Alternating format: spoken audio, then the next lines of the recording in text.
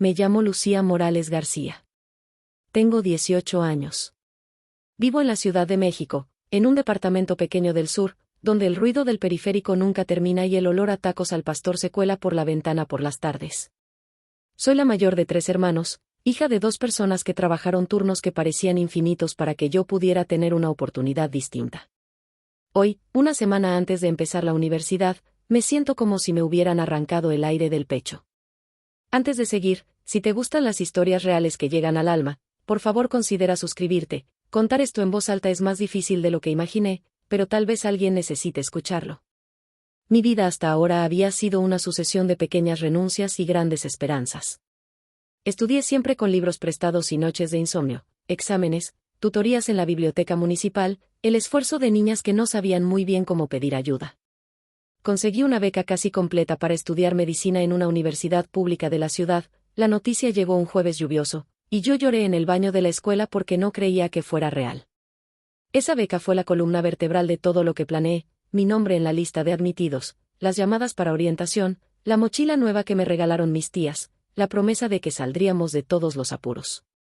En casa, la dinámica no era sencilla. Mi madre, Teresa, tiene manos de mapa, callosas, fuertes, siempre con olor a jabón y café recalentado. Mi padre, Jorge, trabaja en una fábrica, tiene la voz rasgada de tanto hablar en turnos nocturnos. Hubo historias en voz baja cuando era niña, noches en las que mi madre lloraba en la cocina, conversaciones cortas entre mi padre y su hermano que yo no entendía. Nunca hablamos de ello.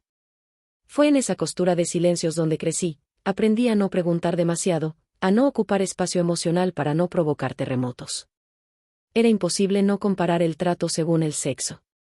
Mi hermano menor, Diego, 2 años más joven que yo, siempre fue el receptor de decisiones prácticas que lo favorecieran. Es niño, tiene que aprender a ser fuerte, decía mi abuela. No eran frases crueles, pero sí una corriente subterránea. Yo guardaba mis triunfos silenciosamente, no por modestia, sino por el miedo a desestabilizar algo que parecía frágil. Cuando la beca llegó, lo anuncié con cuidado, con esa mezcla de orgullo y culpa que te da saber que tu logro puede cambiar la vida de los tuyos. La casa olía a guisos lentos, a humedad después de las lluvias y a la colcha vieja que mi abuela nos había dado. El pasillo crujía en un punto específico cuando alguien iba a la cocina. Conocía ese sonido mejor que mi propio pulso. La vida tenía una cadencia: madrugadas de mi padre saliendo, tardes de mi madre cosiendo para vecinos, mis noches con libros y la sensación de que algo grande se acercaba. Recuerdo el sábado antes de mudarme a la universidad, empaqué la ropa con manos que temblaban de emoción. Había un silencio tenso, como de casa que se prepara para una despedida larga. Fue entonces que me sentaron en la mesa de la cocina. No hubo aviso, mi madre llegó con los ojos hinchados, mi padre traía un gesto que intentaba ser conciliador y mi hermano estaba detrás, inquieto, mordisqueando la punta de su camiseta. Lucía, dijo mi padre con una calma que no reconocí, siéntate, por favor. La luz amarilla del foco parecía concentrada en el centro del mantel, y la radio apagada dejaba espacio para que cada palabra pesara. Sentí el corazón golpeándome el cuello, como si supiera que algo estaba por cambiar. Mi madre inspiró profundamente, el olor de su aliento era a salsa de tomate recalentada y a jabón. Le dimos tú, esas 3 palabras cayeron como ladrillos en mi estómago. Estuve un segundo sin entender, esperando una continuación lógica. Le dimos tu diploma, le dimos tu mochila, le dimos tu lugar. Pero el silencio que siguió fue un precipicio. Si esto resuena contigo, un like ayuda mucho a que esta historia llegue más lejos. La voz de mi padre continuó, pero la frase quedó rota: ¿le dimos tú? No terminaron la idea. No tuvieron el valor de decirlo de frente al principio. Esa pausa se sintió más cruel que cualquier cosa que pudieran declarar. Sentí un frío en la espalda, y las manos me hormiguearon. Era como si mi mundo hubiera perdido un engranaje y todo lo demás empezara a temblar. Mi madre me miró. Sus ojos estaban vacilantes, como si quisiera odiarme por obligarla a decir lo que diría. Finalmente, murmuró: le dimos tu beca a Diego. Caí dentro de la frase. Fue una sensación física, primero un zumbido en los oídos, luego una presión en el pecho y las lágrimas que intentaron subir como algo traicionero. No fue un shock que hubiera esperado, no había previo aviso, no había negociación. Les hubiera perdonado más fácilmente si al menos hubieran hablado conmigo antes. ¿Por qué? Fue lo único que pude decir, y mi voz sonó pequeña en la cocina. Mi hermano se adelantó, con esa mirada de quien no entiende la magnitud de lo que se ha hecho. No es que me la hayan dado así nomás. Mi maestro habló con la escuela y me ofrecieron la plaza. Tío Julio hizo algo, dijo que ayudaría. Sus palabras eran un tejido de explicaciones que se deshilachaban. Tío Julio, el hermano de mi padre, un hombre que aparecía en cenas y promesas de asesoría, amante de apuestas veloces y oportunidades, había intervenido. Nos pidieron un favor, dijo mi padre. Era para mantener a la familia, para que no perdiéramos la casa de la abuela. Sentí como si me dijeran que me habían dado a elegir entre mi sueño y un techo sobre la cabeza. Fue una decisión tomada sin mi consentimiento, como si mi educación fuera una propiedad que se permuta en la casa. Las palabras me golpearon con imágenes, la abuela mirando papeles con temblor en las manos, facturas apiladas, la expresión de mi madre la noche que creí verla rezar. No justificaban nada, pero empezaron a dibujar porque habían decidido así. Es que Diego tiene menos oportunidades, añadió mi madre, con esa voz que implora comprensión. Es hombre, Lucía. Con una carrera puede conseguir trabajo y ayudar a la familia. Con suerte tú también, pero ahora no tenemos opción. El aire de la cocina parecía más denso, el sonido lejano de una motocicleta atravesó la calle. Sentí náuseas. Había estudiado años para llegar a ese momento, había sacrificado salidas, relaciones, risas nocturnas. Todo por algo que ahora podía ser arrebatado por una decisión que no me consultó. Me levanté de la silla, mis músculos tensos, los nudillos blancos del agarre en la mesa. Fue la primera vez que escuché mi propia voz con claridad, y se sentía ajena. ¿Cómo se puede dar una beca que me gané honestamente a otro? ¿Legalmente quién hace eso? La pregunta no era retórica, necesitábamos pruebas, papeles, conversaciones. Pero las palabras se estrellaron contra una muralla de resignación. No es fácil, Luchi. Entérate después, dijo mi madre, con una dureza que era nueva. Me fui a mi cuarto con la bolsa medio empacada. Recuerdo cerrar la puerta y tener una sensación física de vacío detrás del estómago, como si algo muy importante se hubiera llevado consigo parte de mi cuerpo. Me senté en la cama y me tapé la cara. Afuera, la ciudad seguía con su ruido, indiferente. Dentro, sentí que la casa, mi nombre, mi logro, todo se volvía objeto de negociación. Si esto te está tocando, cuéntalo abajo en los comentarios. Estoy leyendo todo. Esa noche no dormí. Cada sonido me parecía una señal de alarma, el coche del vecino, el roce de una cortina, la respiración pausada de mi padre en la sala. Las manos me sudaban, la garganta me ardía. Empecé a repasar fechas, conversaciones, correos. ¿Había algo que pudiera usar? ¿Un documento, una convocatoria, algún testimonio que afirmara mi derecho? Las dudas se amontonaban mientras el reloj parecía burlarse. Y, en el silencio, reconocí un sentimiento más profundo que la indignación, la traición. No era solo perder la beca, era que aquello por lo que me había sacrificado se había convertido en moneda de cambio. No sabía entonces que esa palabra, traición, sería la que sostendría los siguientes meses de mi vida, desplegando heridas viejas y justificando decisiones que jamás pensé que enfrentaríamos como familia. Si aún no te has suscrito, no olvides hacerlo, hay más por venir y necesito que estas historias tengan un lugar donde encontrar compañía. El día siguiente amaneció denso, con ese calor pegajoso que hace que la ropa se adhiera al cuerpo.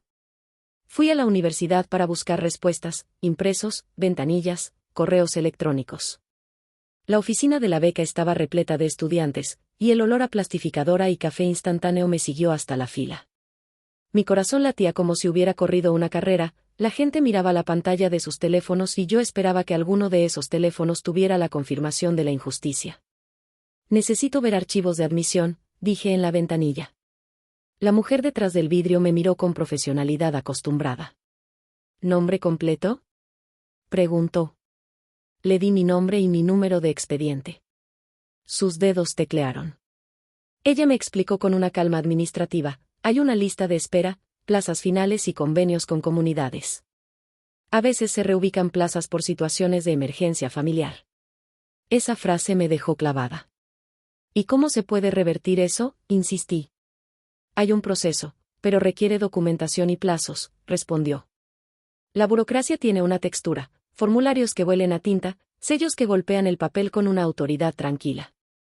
Empecé a entender que mi lucha sería contra un sistema que privilegia el trámite sobre la verdad emocional. Fui a casa con la carpeta en mano, con una mezcla de esperanza y cansancio. Mi madre me recibió con una mirada que se intentaba equilibrar entre culpa y firmeza.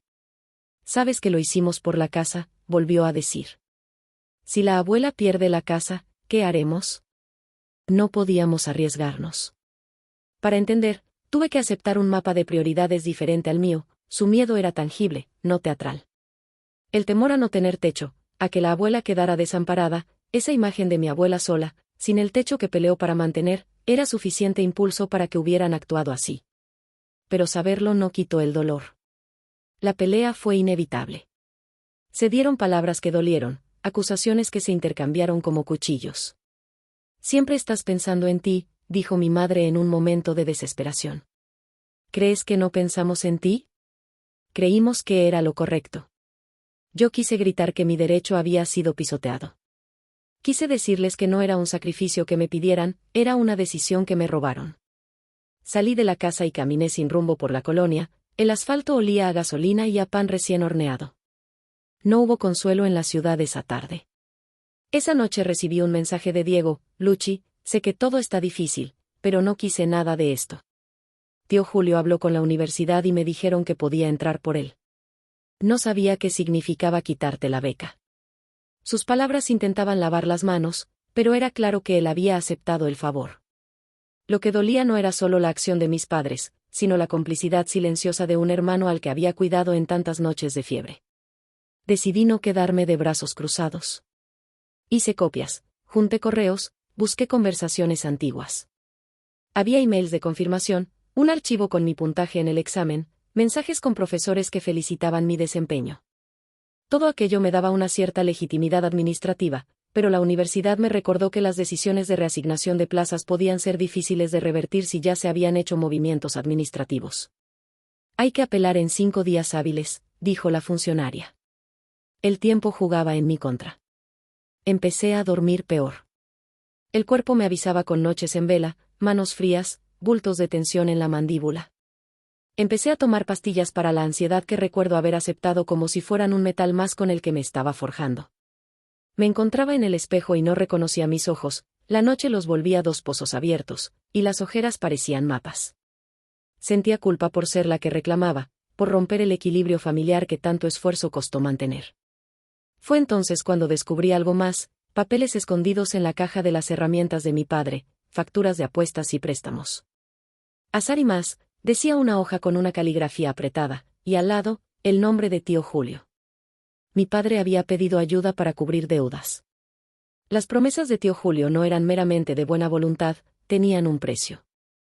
Ellos habían vendido mi beca como quien vende un mueble viejo cuando se necesita efectivo urgente. Y yo no había sido parte de la baraja. Llamé a tío Julio. Su voz sonó despreocupada, como quien conversa en una sobremesa de domingo. «Lucía, mi amor, fue un favor para la familia. Tus padres lo entenderán». Sentí el teléfono como un objeto caliente y pesado. Él hablaba de recién llegados y oportunidades, prometiendo que Diego haría buen uso de la plaza. Su tono se llenó de condescendencia, de esa seguridad terrible de quien cree que su intervención lo hace indispensable. En esos días, la casa se convirtió en un campo minado.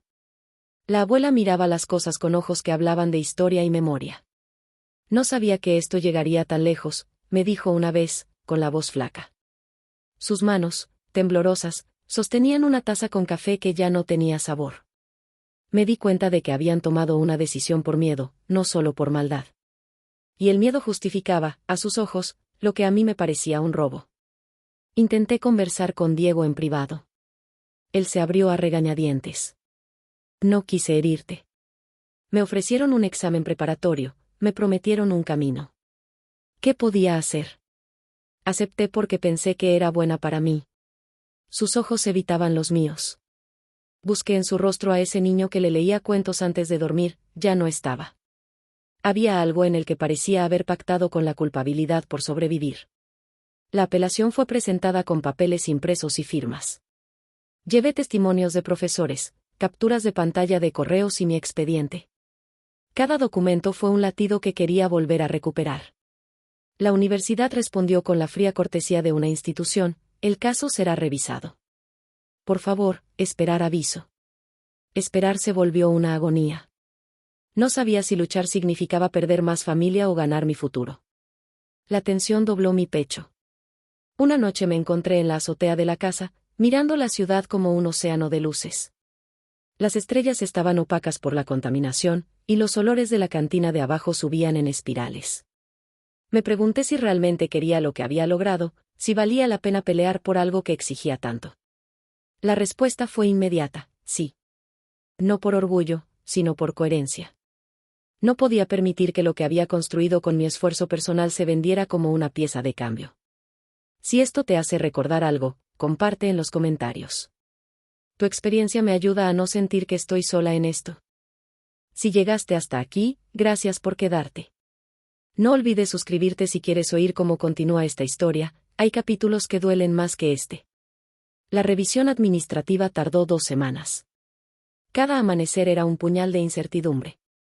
Durante esos días, la casa se dividió en bandos silenciosos. Algunos actuaban como si todo estuviera en orden, otros respiraban con dificultad. Los vecinos empezaron a mirarnos con una mezcla de curiosidad y lástima. Se hablaba en voz baja de la chica que perdió la beca, y no sabía si prefería el olvido o la indignidad pública. Finalmente, la universidad emitió un dictamen provisional, se mantenía la reasignación.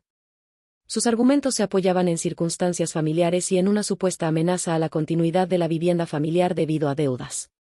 Legalmente, aquello parecía justificable, humanamente, era una apología del miedo. El documento cerraba puertas en mi cara. Llegué al borde de un colapso.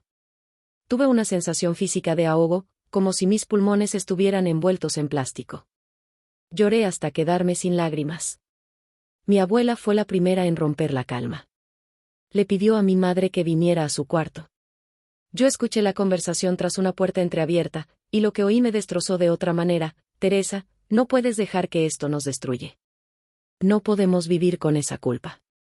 Le pedí a la abuela que me dejara hablar con el consejo de la familia, que al menos escucharan.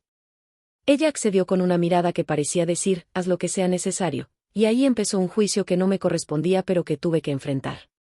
Organizamos una reunión familiar, tíos, primos, vecinos de confianza. La sala estaba llena de papeles, bolsas de pan y miradas que se cruzaban. Hablé con la calma de quien ha ensayado una y otra vez y, sin embargo, la voz me temblaba. Les dije que la oportunidad no era un objeto intercambiable, era el fruto de noches de estudio y de mi propio esfuerzo. Les hablé de cómo me sentía traicionada, pero también escuché. Fue en esa escucha donde encontré una verdad incómoda, algunos veían la acción como un salvavidas. Si perdemos la casa, ¿qué comeremos?, fue la pregunta que golpeó la mesa. No hubo respuesta fácil. Decidí llevar el caso a una organización que ayuda a jóvenes en situación de vulnerabilidad con procesos legales y de derechos estudiantiles. La sala olía a café barato, pergaminos y ganas. Los abogados escucharon, con esa profesionalidad que hace de la empatía un proceso medido. Me dijeron la verdad, existía posibilidad de acción legal, pero requería tiempo, recursos y desgaste emocional. Puede ser un camino largo, dijo la abogada. ¿Lo estás dispuesta a recorrer?, preguntó y su voz me obligó a medir cuánto estaba dispuesta a sacrificar. La respuesta fue afirmativa, no por terquedad, sino por necesidad de justicia. Mientras el proceso avanzaba, la casa se volvió un campo de batalla más evidente. Hubo recriminaciones explosivas, golpes en puertas, llantos que atravesaban paredes. Mi madre y yo tuvimos noches donde nos mirábamos como extrañas. Ella me confesó, una madrugada, si pudiera volver atrás. Las palabras no borraron nada, pero al menos había rendijas donde se filtraba una humanidad. Además, emergió otro secreto más profundo: mi padre había falsificado documentos, o eso me confesó en un accidente de sinceridad. No era idea de tío Julio, dijo con la voz quebrada. Yo firmé unos papeles para que nos aceptaran la reubicación. Pensé que era temporal. La traición se transformó en una madeja de decisiones impulsivas tomadas por miedo. Publicamos el caso en foros, en redes pequeñas donde las historias parecen resonar. Recibí mensajes anónimos de personas contando historias similares, padres que cambian destinos por temor, hermanos que aceptan favores que significan robarle el futuro a otro. Fue consolador y devastador. A veces la empatía en Internet cura, a veces simplemente confirma que no estás sola. Mi relación con Diego se deterioró hasta petrificarse. Lo veía como alguien que aceptó un atajo a costa mía. Él, por su lado, se sentía atrapado en la culpa. Una conversación terminó mal. Él me dijo: «¿Tú no entiendes lo que es ser varón aquí, cómo nos miran?». Fue una frase que me clavó. No se trataba de negar discriminaciones, era entender que dos opresiones distintas podían colisionar y obligar a la familia a elegir. Pero justificar no es perdonar. El proceso legal tuvo momentos de esperanza. Encontramos irregularidades en la reasignación, correos de la universidad con presión indebida, testimonios dudosos que tío Julio había obtenido. La abogada dijo que había una línea de caso: fraude en la reasignación. Teníamos posibilidad de revertirlo. Aquello me devolvió aire por unas semanas. Me sentía como una persona que escucha pasos subir la escalera, cada escalón era una posibilidad. Pero lo que viene es inesperado, la verdad que nadie esperó. Tomé una decisión arriesgada y confronté a tío Julio en su casa. Él me atendió con esa sonrisa de quien siempre ha salido ileso. «Tío, esto arruinó mi vida», le dije. Su mirada perdió el brillo por un segundo. «Lucía, yo hice lo que pude», confesó. Había una mezcla de arrogancia y desesperación. «Te dimos la universidad porque me pediste que ayudara, pero yo pagué y te lo puedo devolver». Me ofreció un arreglo en términos que no esperaba: dinero, devolución de documentos, una promesa de reparar. La propuesta parecía justa en lo superficial, pero el precio era la sumisión de mi dignidad. ¿Aceptarías no hablar más del asunto? Que todo quede en familia, fue su condición. Me di cuenta allí de una cosa esencial: no era solo la beca lo que estaba en juego, sino la historia que contábamos de nosotros mismos. ¿Aceptar el silencio para acomodar la calma fragilizada de la casa? ¿O romper y afrontar las consecuencias? Elegí romper. Rechacé la oferta. No por orgullo, sino porque me negué a que mi futuro se convirtiera en moneda de discreción. La abogada me miró y dijo: «Te felicito por la valentía. Esto escalará». Y así fue, el caso salió a luz, y la comunidad empezó a comentar. Fue duro. Algunas personas nos juzgaron, otras apoyaron. Fue la primera vez que sentí que mi decisión tenía consecuencias públicas. No sabía si estaba preparada para eso. Si te está llegando esta historia, quizá pienses en momentos donde la familia toma decisiones por ti. ¿Has pasado por algo parecido? Comenta abajo, me ayuda a leerte y saber que no soy la única. No sabía hasta qué punto una familia puede fracturarse por una decisión que, a su juicio, era de supervivencia. La exposición pública de nuestro caso trajo la solidaridad de desconocidos, pequeñas colectas, mensajes de apoyo, gente ofreciendo ayuda para tutorías y alojamiento temporal. También trajeron críticas feroces: «Deberías perdonar y seguir adelante», dijeron algunos; «Has destruido a tu familia», dijeron otros. Fue la primera vez que entendí que buscar justicia puede ponerse en la balanza con la necesidad de perdón. No hay manual para eso. La abogada consiguió pruebas más contundentes: transferencias bancarias hechas por tío Julio hacia un contacto en la universidad, correos que indicaban presión para reasignar plazas. La universidad se vio obligada a iniciar su propia investigación interna. Los pasillos que un día me parecieron impenetrables empezaron a abrirse en voz baja. Sentí que la verdad, lenta pero constante, estaba apuntando hacia la injusticia. Aún así, el triunfo no sería completo sin pagar un precio. En la casa, el ambiente era una mezcla de alivio y resentimiento. Mi madre lloraba con frecuencia, no solo por la posibilidad de perder la casa, sino porque la verdad nos había colmado. No sabía cómo pedir, me dijo un día, con la cara surcada por arrugas que antes no eran tan visibles. Le cepillé el pelo con manos que temblaban y pensé que el perdón no llega de inmediato, es un viaje que a veces dura años. Le dije que quería reconstruir la confianza, pero que necesitaba tiempo. El proceso llegó a un punto álgido. La universidad decidió reponer mi plaza mientras esperaba el fallo final. Fue una resolución provisional, pero suficiente para cambiar el curso de mi vida. Recuerdo el momento con detalles nítidos: el olor a papel oficial, la firma con tinta azul, las manos que me temblaron al sostener el documento. Fue un alivio que se mezcló con culpa. No pude evitar pensar en la abuela, en la casa que quizá ahora quedaba en riesgo por el escándalo. Las noticias locales ya hablaban de nosotros, y sentí vergüenza pública que no podía controlar. Diego, por otro lado, enfrentó su propio proceso. La culpa lo consumía. Se fue por temporadas a la casa de un primo, necesitaba espacio. Lo vi una tarde en la plaza del barrio, y no pudimos hablar sin que una ola de recuerdos y reproches se desataran. Siento que te fallé, me dijo entrecortado. No sabía cómo responder. Le dije que también había fallas nuestras que no se solucionaban con arrepentimientos. Ambos éramos víctimas del mismo miedo, pero con roles distintos. La culpa, en su caso, era un castigo que lo transformó. En la universidad todo era acelerado, orientación, cursos de verano, la sensación de estar corriendo para recuperar el tiempo perdido. Fui por primera vez a la Facultad de Medicina con el corazón aún frágil.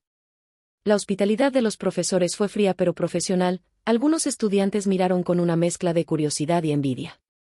Había días donde me sentía fuerte y otros donde el llanto venía como una marea inesperada. La vida académica es una maquinaria que no siempre tiene tiempo para el duelo personal. Al terminar el año hice un pacto conmigo misma, no dejaría que la historia de mi familia definiera mi futuro. Eso no significó que no la amara, al contrario, el amor me empujó a intentar reparar en la medida de lo posible. Trabajé medio tiempo en una clínica y estudié con la intensidad de quien debe justificar su derecho a estar ahí. La resiliencia no es heroica, es cotidiana y a veces dolorosa. Hubo un momento clave que cambió la manera en que me relacionaba con mis padres, una conversación a medianoche en la cocina, con la lluvia golpeando la ventana. Mi padre, que siempre había sido hombre de poco verbo, me dijo, pensamos que estábamos protegiendo a todos. No supimos ver que te estábamos matando de a poco. Esa frase me dolió y me alivió. La honestidad de su arrepentimiento abrió una puerta. Empezamos a trabajar la reconstrucción con terapia familiar apoyada por la organización que nos ayudó. Fue un proceso lento, lleno de retrocesos, pero necesario. Tío Julio fue eventualmente procesado por su participación en las irregularidades administrativas. Su orgullo se derrumbó en la sala de audiencias. Verlo allí, sin poder, fue un momento mixto, justicia, pero también la confirmación de la complejidad humana. No celebré su caída, celebré que el sistema, por una vez, escuchó a la que no tenía voz. No todo se resolvió con justicia legal. Perdimos algunas relaciones familiares que no pudieron soportar la exposición y la confrontación. Algunos desaparecieron de nuestras vidas. Fue una amputación dolorosa, pero también una limpieza necesaria. La abuela, por su parte, fue la que más sufrió, pero también la que más entendió. A veces se hace lo que se cree necesario, pero luego se aprende que había otras formas, me dijo con la sabiduría de quien ha visto varias estaciones. Su perdón fue lento y se ganaba con gestos más que con palabras. Hubo noches donde pensé que todo había valido la pena y noches donde me sentí sola en la batalla. La universidad se convirtió en mi refugio y en mi exigencia. Aprendí a canalizar la rabia en estudio, a convertir el dolor en disciplina. Descubrí también amistades que se volvieron familia elegida, compañeras que compartieron café y noches de estudio, que me escucharon cuando la carga parecía insostenible. Si algo aprendí en ese tiempo fue a elegir compañía que me sostuviera. El cierre del caso judicial no fue una fiesta, fue una ceremonia informal en la que la vida volvió a su curso. La universidad confirmó la validez de mi admisión y reparó algunos errores administrativos. La familia intentó recomponer lo roto. La herida quedó, como una cicatriz que duele al frío, pero con una textura que recuerda que sobrevivimos. Te invito, si esto te toca, a dejar un comentario. ¿Qué harías tú en mi lugar? Esta es la última parte, la que escribo sabiendo que la historia necesita una conclusión que no sea simplista. Si has llegado hasta aquí, gracias por acompañarme en este camino, no olvides suscribirte si quieres escuchar más relatos como este. Con el tiempo, algo curioso ocurrió, la lucha por mi beca moldeó la persona que me convertiría en médica. No solo aprendí anatomía y farmacología, aprendí a escuchar la historia de cada paciente, a no asumir que la decisión más fácil es la más justa. Mi experiencia personal me hizo sensible a las desigualdades que se esconden detrás de cifras y papeles. En la clínica donde trabajo ahora, veo a familias que toman decisiones por miedo, por sobrevivencia. Los miro con comprensión, no para justificar lo injustificable, sino para ofrecer alternativas. La relación con mis padres se fue recomponiendo lentamente. No todo volvió a ser como antes, ni buscábamos eso. Había una nueva honestidad, conversaciones con límites, peticiones claras y, sobre todo, la decisión compartida de no repetir patrones. Tuvimos terapia familiar intermitente durante 2 años, no fue un milagro, pero sí una herramienta. Aprendimos a nombrar el miedo y a separar la protección del control. Mi madre empezó a hablar más de sus miedos económicos y a buscar recursos sin tomar decisiones unilaterales. Mi padre dejó de tomar atajos y confrontó sus deudas con procedimientos legales, por fin. Diego y yo encontramos una manera de coexistir que no siempre fue dulce, pero sí franca. Hubo perdones, algunos gestos, trabajos compartidos en los que nos vimos como equipos y no como rivales. La herida entre nosotros quedó como una lección, la complicidad en el silencio puede destruir, y el diálogo honesto puede reconstruir. Aprendí a no esperar que el dolor conduzca únicamente a la venganza, también puede dirigirnos a la empatía. No recomendé la exposición pública como único camino, cada caso es distinto. Lo que sí creo es que la dignidad merece defensa, aun cuando los precios sean altos. Mi lección fue encontrar un equilibrio entre la búsqueda de justicia y la preservación de los afectos que valen la pena. A menudo me preguntan si volvería a pelear. La respuesta es sí, pero con matices. Volvería a levantar la voz por lo que es mío, pero ahora elegiría mejor las batallas, sabiendo que el costo humano puede ser alto. También aprendí que la solidaridad externa puede ser un soporte decisivo. No hubiera logrado reponer mi beca sin la ayuda de abogados, vecinos y desconocidos que ofrecieron su palabra. En noches de nostalgia, aún me sorprende pensar en la cocina donde todo comenzó, la lámpara amarilla, el mantel, el olor a salsa. A veces vuelvo y veo a mi madre preparando comida, y su forma de mirar fue cambiando, hay menos culpa, hay más cuidado. La abuela falleció unos años después, tranquila, con la conciencia de que su casa quedó resguardada y con la paz de que al menos intentamos reparar los daños. Fui a su funeral con la sensación de que cerrábamos un ciclo. Hoy, cuando me presento ante pacientes, a veces veo en sus miradas las mismas dudas que tuve. Les cuento, en ocasiones, mi historia en fragmentos, no como un relato heroico, sino como una advertencia y una invitación: no permitas que te tomen las decisiones sin tu voz. A veces, me agradecen. Otras veces, me miran con distancia. Eso está bien, cada quien tiene su tiempo para escuchar y actuar. Si esta historia te llegó, si te ha despertado algo, por favor comparte. Si algo así te ha ocurrido, me gustaría leer tu experiencia en los comentarios. Leerlos me recuerda que la justicia muchas veces necesita la solidaridad de la comunidad. No todo quedó perfecto. Algunas relaciones se perdieron para siempre. Algunos recuerdos siguen doliendo en noches de lluvia. Pero hay también un triunfo que no es estruendoso, la certeza de que luchar por lo propio con honestidad, aunque cueste, reconstruye la autoestima. Y la convicción de que la educación no debería ser moneda de cambio en crisis familiares. Al final aprendí a mirar el dolor como una escuela inesperada. Aprendí a no medir la dignidad por lo que otros deciden por miedo. Aprendí también, quizás lo más importante, que la familia puede equivocarse profundamente pero todavía merece la oportunidad de reconstruirse si hay voluntad de verdad y responsabilidad. Antes de despedirme, una última cosa: si esta historia resonó contigo, considera darle like y suscribirte, me ayuda a seguir contando y a que otros encuentren compañía en lo que cuento. Y si te atreves, comparte tu experiencia abajo, no estamos tan solos como a veces creemos. Mi nombre sigue en papeles oficiales y en la universidad. Mi historia quedó marcada en las paredes de la casa, en las conversaciones, en las cicatrices. Pero también quedó formando parte de mi identidad, la de una mujer que, a una semana de comenzar su vida adulta, tuvo que pelear por la palabra mío, y aprendió, a golpes y a ternura forjada, que la verdad y la dignidad valen la pena.